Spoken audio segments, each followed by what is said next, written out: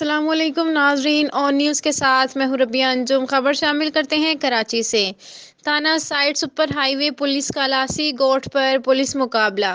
3 ملزمان industrial area سے لاسی گوٹ کی طرف شہریوں سے لوٹ مار کرتے ہوئے آ رہے تھے۔ موٹر سائیکل گشت پولیس پارٹی نے ملزمان کو لاسی گوٹ پر روکنے کا اشارہ کیا تو ملزمان نے پولیس پر فائرنگ کی۔ فائرنگ کے تبادلے میں ایک ڈاکو زخمی حالت میں فرار ہوتے ہوئے سہراب کے ایریا سے گرفتار، جبکہ گرفتار ملزم کے دوسرے دونوں ساتھی فرار ہونے میں کامیاب ہو گئے۔ ملزمان کی فائرنگ سے شہری خاتون بھی زخمی۔ گرفتار زخمی ملزم کی شناخت علی حسن ولد عزیز اللہ کے نام سے ہوئی ہے۔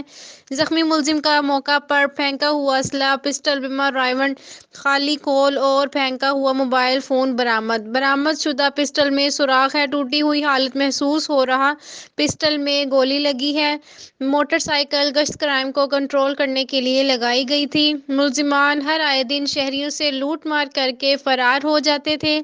پولیس لوٹ مار کرنے والے ملزمان کی تاڑ میں تھی۔ ملزمان کے خلاف حسب ضابطہ کارروائی عمل میں لائی گئی۔ گرفتار زخمی ملزم کو طبی امداد کے لیے ہاسپٹل منتقل کر دیا گیا۔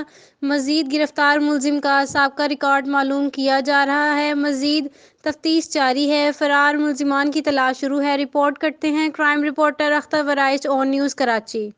لائک کریں، کمنٹ کریں، شیئر کریں اور بیل آئیکن کو پریس کرنا مت بھولیں۔ دیکھتے رہیے اون نیوز۔